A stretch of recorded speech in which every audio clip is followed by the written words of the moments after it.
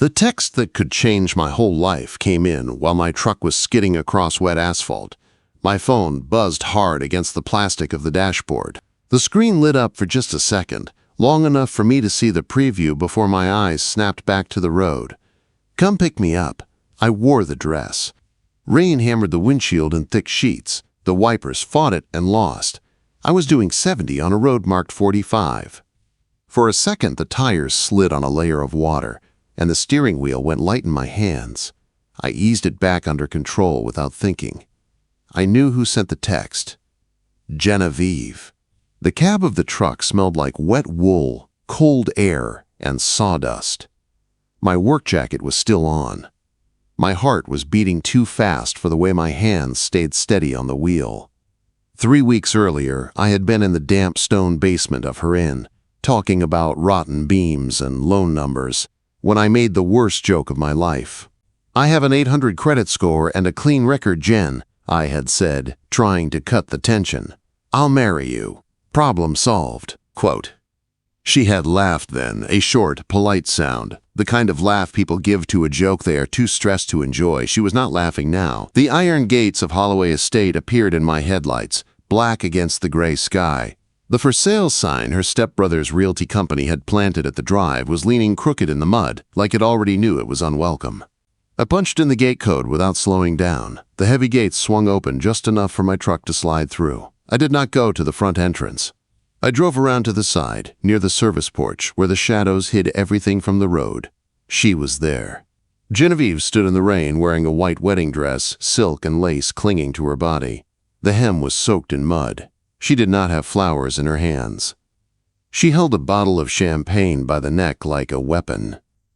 Her dark hair, usually pinned into a strict twist for meetings with bankers and inspectors, had fallen loose in wet curls around her face. Mascara streaked under her eyes, but her jaw was hard. I threw the truck into park and killed the engine. The sudden quiet made the rain seem even louder. I stepped out. Cold water hit my face and soaked my t-shirt in an instant. I walked toward her. "You came," she said. Her voice sounded steady, but her hands were shaking. "Get in the truck, Genevieve," I said. "I did it," she whispered, looking down at the dress. "I almost walked down that aisle with a banker I do not love." I was 5 minutes away from selling my soul for his signature on a refinance loan. "Get in the truck," I repeated. I did not wait for her to move. I stepped in, took her elbow, firm but gentle, and guided her toward the passenger side. She was cold under my hand, trembling so hard her teeth clicked. I opened the door and lifted her up into the seat. White fabric filled the cab like a broken cloud. I shut her door, ran back around, and climbed in. I cranked the heat to full. She stared through the wet windshield, breathing in short, thin pulls. "The offer still stands, Gabriel," she said. My hands tightened on the wheel. "Which offer?" Quote. "The joke," she said, turning her head. Her eyes were dark and hollow. "You said you would marry me to save the inn." "I am calling your bluff." I looked at her, really looked, at the wet lashes, at the strong line of her chin, at the way she was trying to hold herself together with nothing but willpower. "This is not a bluff," I said. It was not a joke. I pulled away from the estate and drove toward the city. My apartment was 40 minutes away.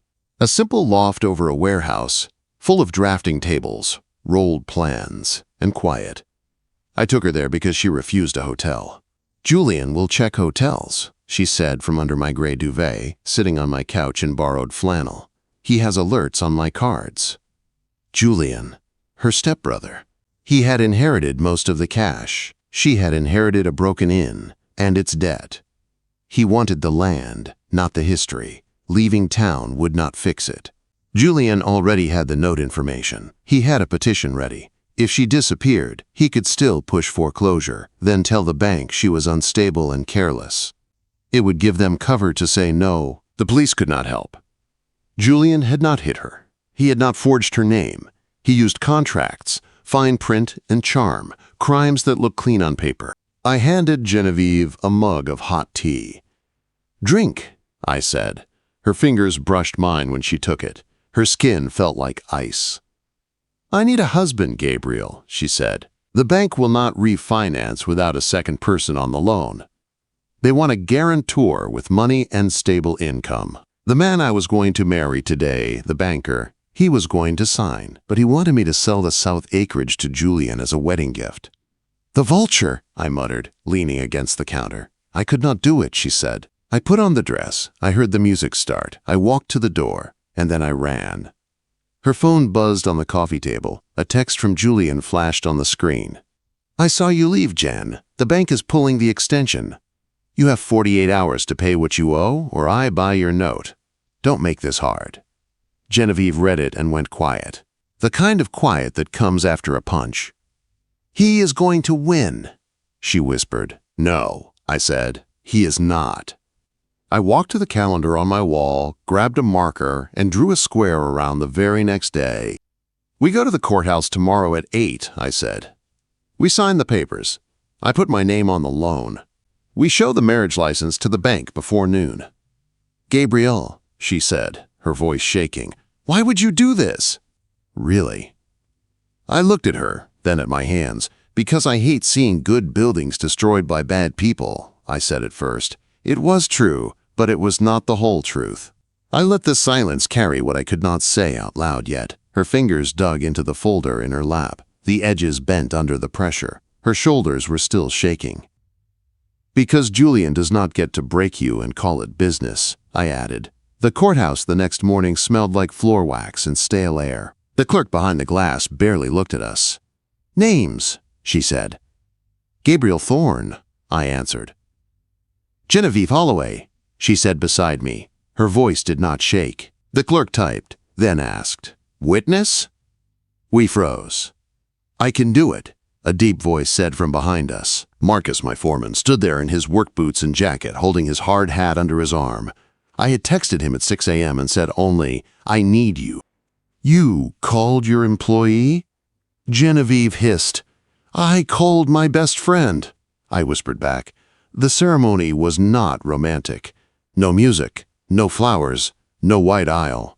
Just a paper, a bored clerk, and a pen. Sign here, she said. I signed first without hesitation. My name in black ink tied to her debt, her land, her fight. Genevieve's hand hovered over the line. She looked up at me, eyes wide. You can still walk away, she said. You do not have to ruin your credit for me. Sign the paper, Jen, I said. She took a breath and signed. When we walked out into the cold morning, the rain had stopped. The street was wet and shiny. People passed us without knowing anything had changed, but my whole life had just shifted 2 inches to the left. We were married. Okay, she said, already back in motion, checking her watch. I have to get this to the bank. Then I have to go cancel the reception food and call the florist and the musicians and... I will handle the bank, I said, taking the folder from her hands. She frowned. Then what am I supposed to do? Go to the inn, I said. Pack a bag. Her eyebrows pulled together. Pack a bag? Why? Because for this to work, I said, the bank has to believe it, and Julian has to believe it, which means I am moving in. Moving into Holloway Inn felt less like stepping into a home and more like walking onto a sinking ship. I drove up with 2 duffel bags and a toolbox. That was my life. Clothes, tools, and a brain that would not stop scanning load paths in every room. Genevieve met me at the front door. She was back in work mode already, holding a clipboard against her chest like armor. I put you in the blue room, she said. End of the hall. 3rd floor. Guest suite. This is temporary. Once the refinance clears and the winter season is over, we can end this. Legally. Sure, I said. Temporary. The blue room had a big bed, old wallpaper, and a window that rattled in the frame. I set my bags down and rubbed my hands together. It was freezing. Why is it this cold in here? I asked. The boiler runs on oil, she said, defensive. Oil is expensive. I am conserving until the loan closes. I have blankets. Your house is an icebox, I said. It is my house, she snapped, and I pay my own way. You are already guaranteeing the loan. You are not paying my bills. She reached into her pocket and pulled out a wad of folded cash. Here, she said, holding it out. "This covers the license fee and your gas. I will reimburse you for anything else." I looked at the money. My hands went into my pockets so I would not push it back in her face. "I do not want your money, Jen," I said. "This is a business arrangement," she said, voice rising. "Partners split costs." "Husbands keep their wives warm," I said. The words were out before I could pull them back. They hung in the air between us, heavy and hot. She flushed, the color rising along her neck. "We are not that," she said quietly. "On paper we are," I said, "and I am not freezing in my own house." Quote. I walked past her, found the thermostat in the hall and turned the heat up. Then I went back down to my truck, drove 20 miles in the rain to the hardware store, and bought what I really needed. Not flowers, foam sealant, plastic film for the windows, weather stripping. That night, while she worked in the library at her laptop, I moved from window to window with a caulk gun and a heat gun, sealing drafts, patching gaps, stopping the wind from climbing inside her walls. She did not tell me to stop. She just kept typing while I worked around her. 2 weeks in, we had a rhythm. I left at 6 in the morning for city job sites, checking steel and concrete, signing off on retrofits.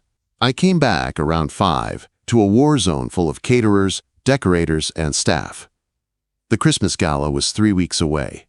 If it went well, her numbers might save the year. If it failed, the bank would be done with her. One night I came home to find her pacing the kitchen with a pot of cheap pasta boiling over on the stove. "The inspector is coming Friday," she said. "If he sees the bounce on the east side of the ballroom floor, he pulls the permit for the gala. If he pulls the permit, I have to cancel. If I cancel, the donors walk." "The east joists are not rotten," I said. She stopped pacing. "What?" "I looked at them yesterday," I said. I had crawled under the ballroom during a quiet hour because I could not stop myself from checking. "Everyone keeps saying rot. It is not rot. The original builder cut the beams too deep to fit gas lines. They removed too much wood. The fibers are in tension and failing." Her eyes narrowed. "Is that good or bad?"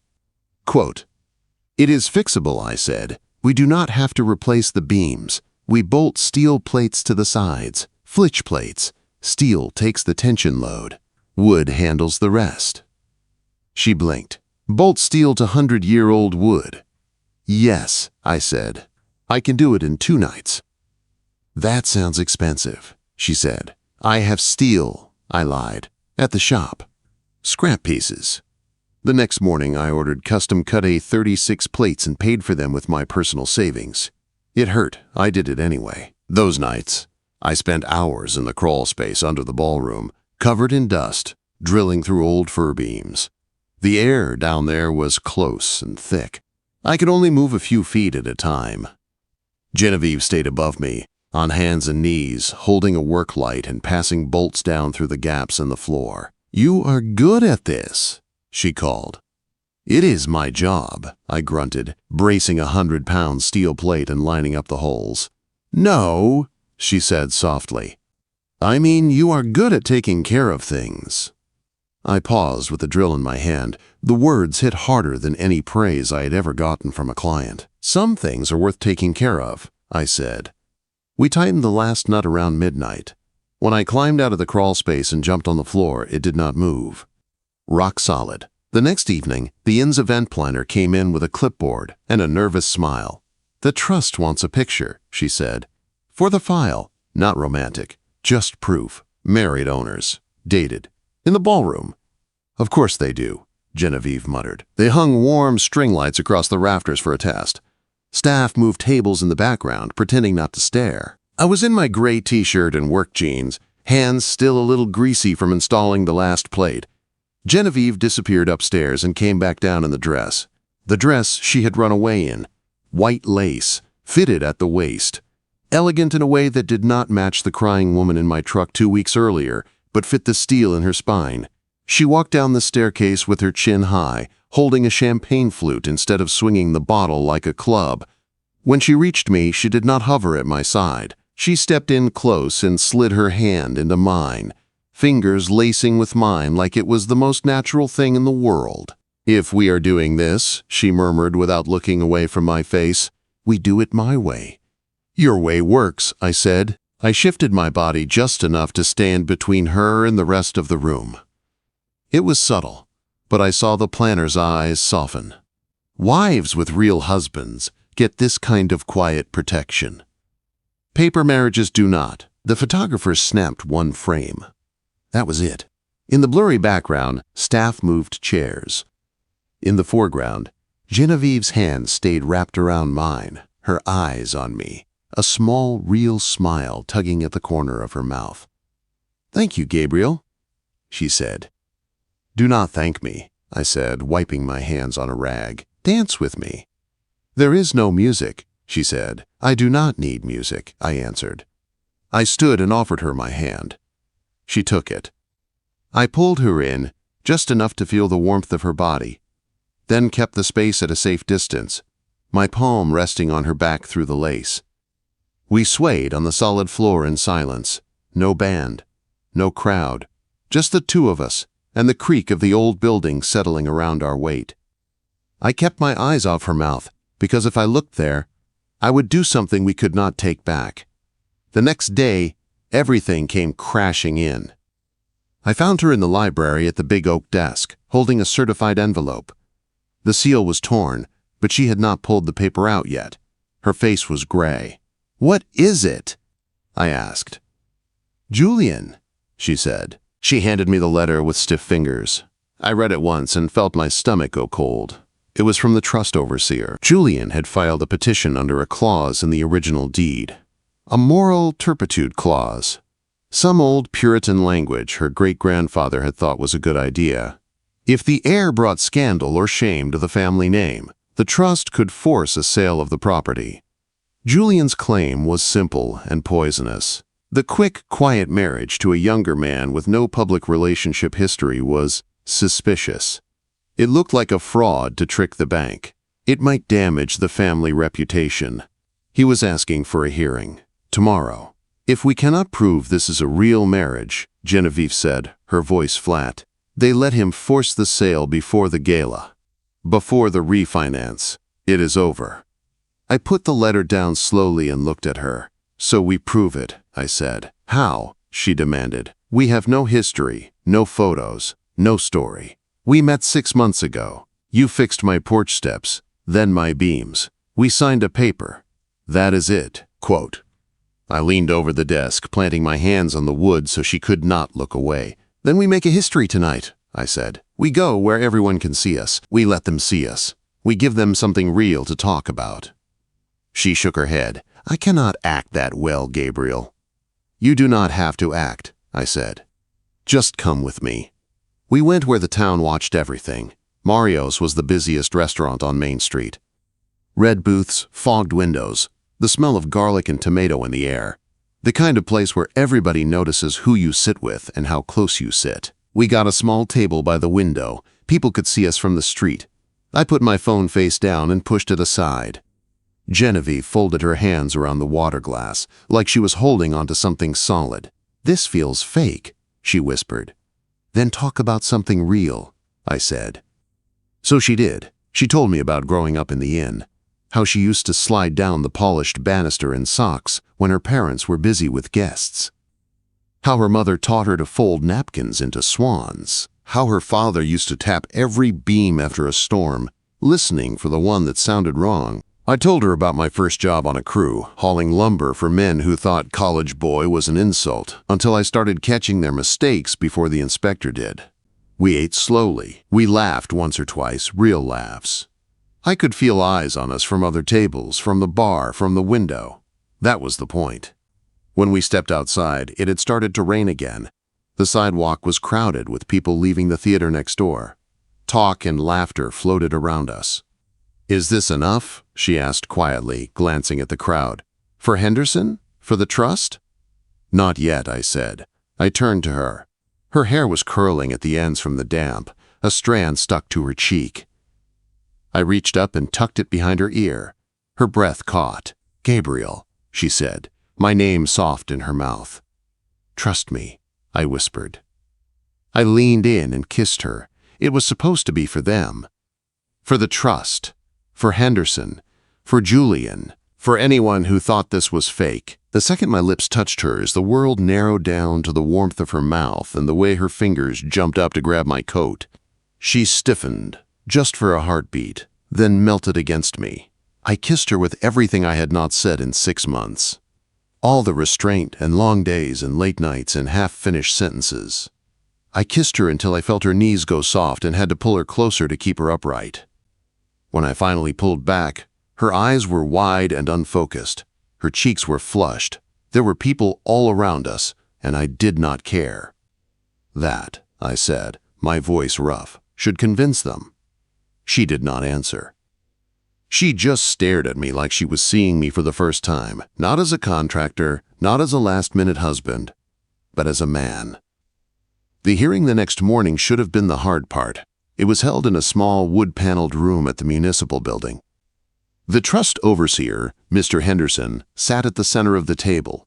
He was an older man in a dark suit with a serious face and eyes that missed nothing. Julian sat on one side, smooth and confident in a fancy gray suit. Genevieve and I sat on the other. I could feel the tension in her shoulders through the sleeve of her blazer. Henderson asked questions.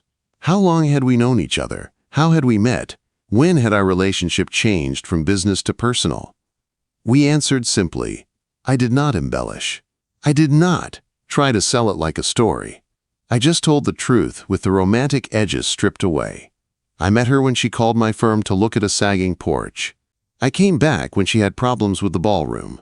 Somewhere between late nights in the basement and reading bank letters at her kitchen table, something shifted. Henderson watched us while we spoke, his gaze moving from her face to mine, to our hands, to our feet under the table. At one point he asked, Genevieve, why him? You had other options. She looked at me, then at Henderson. Because he never once told me to give up, she said. Everyone else told me to sell. He is the only one who asked me what I wanted to build. Quote. Henderson studied her for a long beat, then nodded. The trust recognizes the marriage, he said finally. The moral turpitude petition is denied. A weight lifted off my chest I had not realized I was holding. But Julian was not finished. We ran into him in the hallway outside the hearing room. He was leaning against the wall like he had been waiting. Cute performance in there, he said, eyes cold. Shame it will not matter. Genevieve stiffened beside me. What now, Julian? She asked. He smiled, slow and cruel. I know about the structural issues, Jen. I know your insurance company is nervous. I called them this morning, told them about the bounce in the ballroom floor. They are dropping you. No insurance, no gala, no revenue, no payments. Husband or no husband, you are done. Her face went pale. You can't do that, she said. I just did, he replied. He turned his attention to me, looking me up and down. And you, he said, do you know that everyone in town is laughing at you? They know she is using you for your credit score. Once she loses this place, she drops you and moves on. You are just a tool, kid. He stepped closer as he said it, angling his body toward Genevieve. His hand lifted, fingers reaching for her arm like he had done it 1,000 times. She flinched back, not with fear, with disgust. I caught his wrist before he could touch her. I did not yank. I did not twist. I just stopped him. Do not touch her, I said. My voice was calm. That made it land harder. Julian's eyes dropped to my hand on his wrist. You gonna hit me, Thorne? He sneered. No, I said. I released him and wiped my hand on my jeans like he was something dirty. I am going to outwork you. Genevieve's fingers slid to my forearm, a small, deliberate touch. Claim and consent in one move. You are right about one thing, I said to Julian. The insurance would drop her for structural risk. But they will not drop her if the risk is fixed. I filed the engineering certificate this morning. The floor is rated for 3 times the occupancy. I put my own stamp on it. His smile faltered for the first time. You stamped it, he repeated. Yes, I said, which means if anything happens to that building, I am the one who goes down. That is how sure I am. Julian scoffed. You are risking your license for a sinking ship. It is not sinking, I said, and you do not get to talk to my wife like that. I turned to Genevieve. "Let's go," I said. We walked away, leaving Julian standing in the hallway. "Back in the truck," she snapped. "You stamped it?" She exploded the second her seatbelt clicked. "Gabriel, do you know what that means? If there is a fire, if someone trips, if anything happens, you are personally liable. You could lose your career." "I trust my work," I said, watching the road. "That is not the point," she said. "I did not ask you to be a martyr. I asked you to be a partner." "I am being a partner," I said. "No," she said, her voice breaking. "You are being a savior." "I do not want saving if it costs you everything. I will cancel the gala." "You cannot cancel," I said. "I can," she said. "I will." "I am not dragging you down with me." She turned toward the window. The silence in the cab was heavy and tight. At the next red light, I reached for the center console and grabbed the small notebook I kept there. I tossed it into her lap. "What is this?" she asked. "Open it," I said. She flipped it open. Inside were neat lines of dates and notes. Every loan payment, every vendor deadline, every inspection date. Every time she had said, "This will crush me," and I had quietly found a way around it. "I am not letting you drag me down, Jen," I said softly. "I am holding you up. There is a difference." She ran her finger down the page, tracing the record of every time I had shown up without her having to ask. She closed the notebook with shaking hands. "Then tell me how to stand with you," she whispered. "The night of the gala," I said. "Do not hide in the office. Stand beside me. If Julian shows up, you look at me. If I say walk away, you walk away. That is how we do this as partners." She nodded once, jaw tight. "Okay," she said. Partners. The night of the gala came faster than it had any right to. The inn glowed. The ballroom was lit with warm lights. The floor I had reinforced held 200 people without a single creak. The band tuned up. Staff moved like a well-trained crew. For the first time, the place did not feel like it was dying. It felt like it wanted to live. Then Genevieve's phone rang. She took the call in her office. When she came back out, she looked like someone had pulled the rug out from under her. "What now?" I asked. "The insurance," she said, holding up her phone. "They reinstated the policy, but the underwriter added a condition an hour ago. $10,000 as a risk deposit by midnight or coverage lapses, and the fire marshal closes us down." "Julian," Marcus said from the doorway. He had come to help with security, wearing a suit for the first time in years. He called them again. I heard the message he left on the inn's voicemail. He used his name. Genevieve's eyes filled with panic. "I do not have $10,000, she said. "Not liquid. If I cancel, I lose the donors. If I do not cancel and something happens, I lose everything." Quote, "You are not canceling," I said. "You cannot fix this with a wrench," she said. "No," I said, pulling out my laptop. "I can fix it with paper."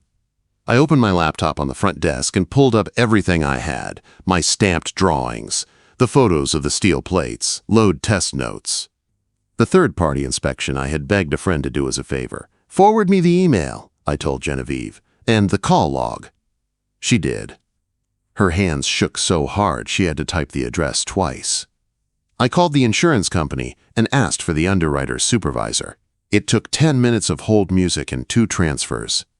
The gala guests were already arriving. I could hear laughter and car doors outside. When the supervisor finally picked up, I kept my voice calm. "This is Gabriel Thorne," I said, "licensed structural engineer on the Holloway Inn project. I am calling about the last-minute $10,000 risk deposit you added. That is standard when we receive a complaint about structural safety," the man said. "We have to protect ourselves." "You received an anonymous complaint," I said, "and you ignored a sealed engineer's report. That is not standard. That is bad faith." "Sir, I have stamped drawings," I said. "I have photos. I have a signed third-party inspection. Your own field inspector approved this floor." "The only new information you have is a phone call from a man with a grudge." Silence. "Then, what makes you think there was a phone call?" Quote, "I looked at Marcus. He held up his phone. Because I have the voicemail he left on the inn's public line," I said. He used his full name, Julian Holloway. "He called your company and said, and I quote, "The ballroom is unsafe. If you keep them insured and something happens, I'd hate to see your company in court." Quote. Marcus pressed play. The hallway filled with Julian's smug voice. I held the phone up so the supervisor could hear. When it ended, I brought the phone back to my ear. "So here is the situation," I said. "You can keep charging a made-up deposit based on a lie, or you can reinstate the policy under normal terms based on my stamped report. If you choose the first option, I will need your name and your decision in writing so I can send it to the state board with the recording of that call."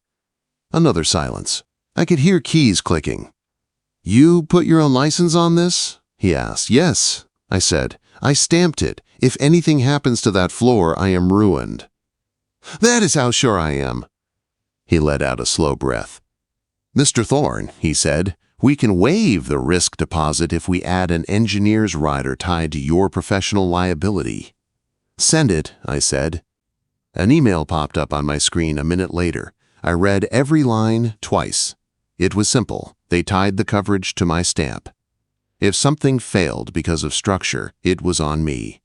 I signed with my full name and license number. "Coverage is active," the supervisor said. "No extra deposit. Have a good night." I hung up and turned the screen so Genevieve could see the confirmation. "It is done," I said. She put a hand over her mouth, eyes closing. I saw anger and relief fighting inside her, tangled together. "You planned for this," she said quietly. "I planned for Julian," I said. She looked at the ballroom doors where guests were starting to gather. "Tell me what you need from me," she said. It was not a plea. It was partnership. "Walk in like you own the place," I said, "because you do. If Julian shows up, do not argue with him. Just look at me. If I pull you away, you come with me. No questions." She nodded once. "Yes," she said. The gala started. The ballroom glowed with warm light. The reinforced floor held every step, every spin, every crowded circle of people talking. No bounce, no creak. The band played. Glasses clinked. The air buzzed with money and stories. Genevieve moved through the room like she had been born to it. She smiled. She thanked donors. She did not flinch every time someone mentioned the inn's future like she used to. Every few minutes, her eyes found me across the crowd. Just a quick check. "Am I okay? Are we okay?" I answered with a nod. Halfway through the night, Julian showed up. Of course he did. He walked into the ballroom in a sharp suit, fake charm turned up to full. His eyes locked on Genevieve. He started toward her like he owned the path. I met him halfway. "Enjoy your night somewhere else, Julian," I said, keeping my voice even. "This is my family's property," he said. "I have as much right to be here as she does." "You had your chance to support her," I said. "You chose to bury her instead. So no, tonight you do not get equal rights." He leaned in, voice dropping. "You really think a paper license and a kiss in the street makes this real?" he sneered. "Everyone knows she is using you. Once this place is gone, she will throw you back where she found you." "No," I said, "because this place is not going to be gone. And even if it was, I did not marry the building." His eyebrows shot up. "Enjoy your evening," I said. "And if you make one more false report to an insurer or a bank, my lawyer calls you before sunrise." For the first time, he looked unsure. His gaze flicked past me to the crowd, to the donors, to the trust overseer standing near the dessert table. Then he backed off. Genevieve had watched the whole thing from across the room. She did not rush over. She waited until Julian left the building. Then she walked to me slowly, her dress swishing around her ankles. She took my sleeve in her fingers and rose up on her toes. In the middle of the dancing and the noise, she pressed a clean, sure kiss to my mouth. Not a show, not a stunt. Her choice, her timing. When she pulled back, her fingers stayed curled in my jacket.